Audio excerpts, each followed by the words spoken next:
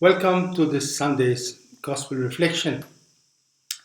Well, I suppose we're all familiar with Michelangelo's painting in the Sistine Chapel depicting the creation of Adam.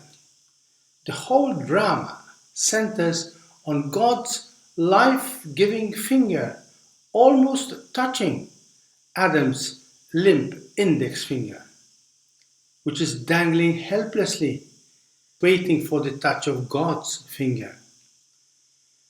That little gap between the two fingers is waiting to be bridged so that God's life may indeed flow into Adam and all humanity. This is a very powerful image of us human beings. We are all eager and aching to touch and be touched so that we may experience life. And in these COVID days, we are feeling the pain of that gap between us and our loved ones. Children waiting to be hugged, elderly persons waiting for someone to come in through those socially barricaded doors, people locked up in their loneliness or isolation. Where is all this pain coming from? After creating Adam, God exclaimed, "It is not good for man to be alone." God did not create us humans to be alone. Rather, what makes us human is our togetherness. We were created to relate, to belong to one another. So long as there is that symbolic gap between God's and man's fingers, there can be no real life that passes through. The same goes for any gap between people. No life can flow between us if we are not one with others, if we do not belong to others. No man is an island, as the expression goes. And yet, how hard it is for us to really belong. Our closeness can easily become deadly instead of life giving, not only because of COVID, but more tragically when we use our power to dominate, to control, or exploit the others. Because there are touches and touches. There is the tender touch of a mother kissing her child, and there is the lustful touch of a sexual predator exploiting his victim. There is the gentle caress of a child enchanted by a beautiful flower, and there is the ravaging destruction of nature, forests, sea, and land by so called developers, ravaging nature, turning open green spaces into cluttered city jungles of barren concrete. What and who can bridge the gap between persons, between hearts, between races, social classes? Who can bridge the gap between people and nature so that all may indeed live? There is only one way. If and when we human beings the simple reality that by our very nature we all belong to the same family, that we all share the same life and planet, it's only then that we will be capable of bridging that life-giving gap. We were all born from someone else. We all know our origin to someone else. Our very existence is the fruit of the union between two others, our parents, who in turn have been begotten by their own parents.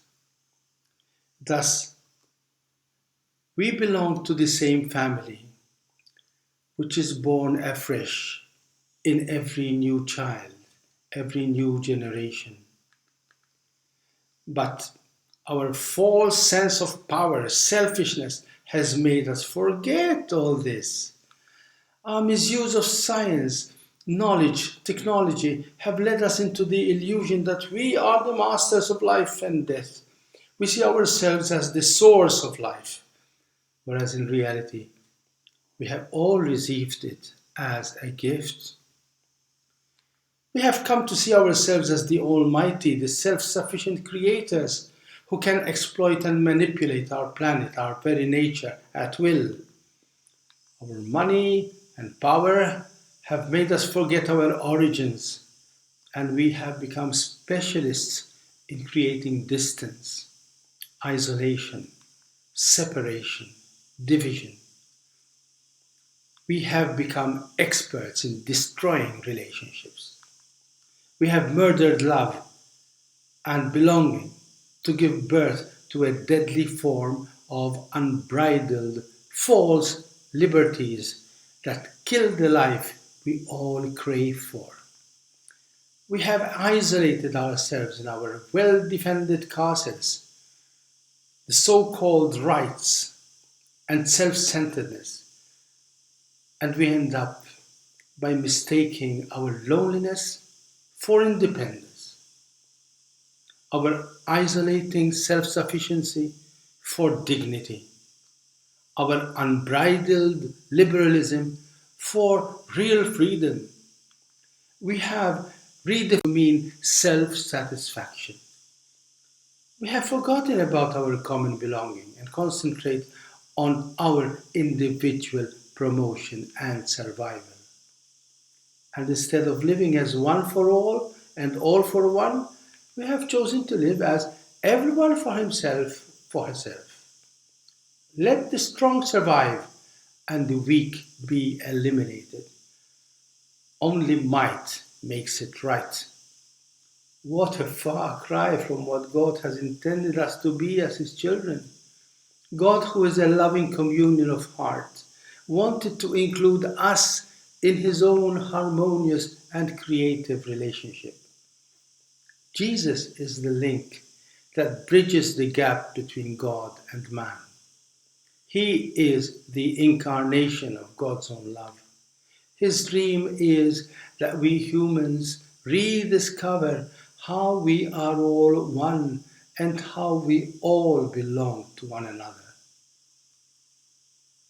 His heartfelt prayer for us was that they may all be one, as you and I, Father, we are one. He could not remain indifferent to the misery we had created for ourselves by our selfishness. So he became one of us to somehow start building bridges to fill the gap between us and God, between us and our brothers and our sisters. And he is challenging us to join him in filling the gap between us and those around us. He asks us to go out of our own comfort zone, reach out even to those who are unable or unwilling to belong. He has made us indeed our brother's keepers. In today's readings, Ezekiel warns us, if one of your brothers or sisters is lost because you did not reach out to them, you will be lost as well. And Jesus says the same thing. If your neighbors hurt you, forget about your hurt and see how in fact they are hurting themselves. Reach out to them. See how you can help them overcome their pain. Be the healer. If need be, get others to help him heal because he is your brother, because she is your sister, and their hurts are your own, just as much as their joys are also your own. Which reminds me of the kind and pious neighbor who, when I was still a 13-year-old, taught me a great lesson. My elder brother had just got good results in his school leaving exams, a remarkable achievement in those times. So it was the occasion for a real celebration among all our neighbors, not just my family. And this good woman met me on my way home and was congratulating me for my brother's success. I must admit that my uppermost feeling was one of jealousy for my brother. He was getting so much attention, which I craved for. So my spontaneous reaction was wrong, misguided. Why are you congratulating me? I said. That was my brother's good results, not mine. And she quickly replied, but he is your brother. His success is your success also. I still thank that simple but good lady for teaching me that there is no empty gap between God's finger and mine, between my own finger and that of my brother. We belong to each other. How happier and holier I would be if only I could humbly see other people's joys as my own and generously acknowledge other people's pains as my own. If only we could see our differences not as empty gaps, but as life giving bridges. God bless you and thank you.